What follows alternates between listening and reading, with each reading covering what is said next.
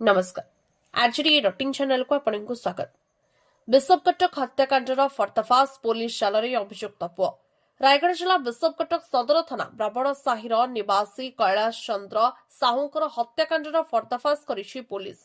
टंका लेणदेण को नहीं सान पुओ श्याम सुंदर साहू निज पिता अति निर्मम भाव हत्या करने नहीं पुलिस स्पष्ट करिछि।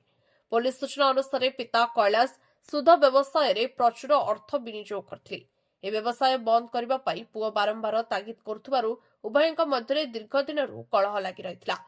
गत शुक्रवार अपराह्न प्राय 4:30 समय पुओ श्याम सुंदर निज पितांको तल घरे एकाकी पाई एक मृदु पानीय बाथरूम सफा करबा एसिड मिसाई पियाई देथिले। एसिड पीवा परे पिता कैलाश बांती करिबारु अभियुक्त पुओ एक थारुआ पनिकिरे पछपटु तांको मुंडकु चोट मारिथिले। कैलाश तले पड़िଯାଇଥିବା ପରେ पुओ अति नृशंस भाव गला काटी हत्या करथिले। अत्यधिक रक्तस्राव जोगु घटनास्थल ही कैलाशकर मृत्यु घटिथिला। हत्या पर प्रमाण नष्ट करबा पाई एवं एहाकु एक दुर्घटनार रूप देबा पाई श्यामसुंदर मृतदेह को टेकी नहीं उपर महला रखिथिले।